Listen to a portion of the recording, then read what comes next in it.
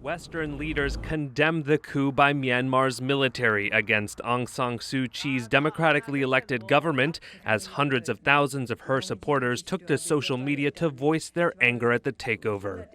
U.S. President Joe Biden on Monday threatened to reimpose sanctions, calling the coup a direct assault on Myanmar's rule of law. White House Press Secretary Jen Psaki. We removed sanctions, the United States, I should say, removed sanctions on Burma over the past decade based on progress toward democracy. The reversal of that progress will necessitate an immediate review of our sanctions laws and authorities, followed by appropriate action.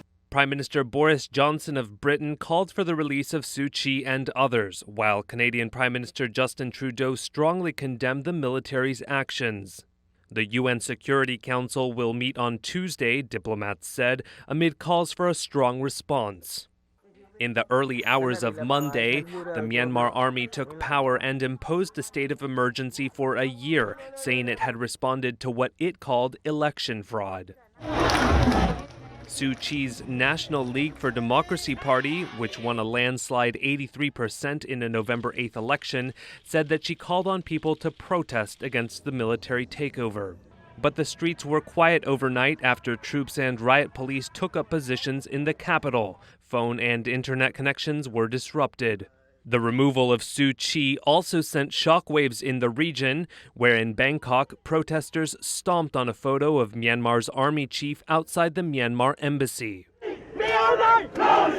The coup followed days of tension between the civilian government and the military. In the pre-written statement on Facebook, Suu Kyi, who was under house arrest between 1989 and 2010 and won a Nobel Peace Prize in 1991, was quoted as saying that an army takeover would put Myanmar back under dictatorship.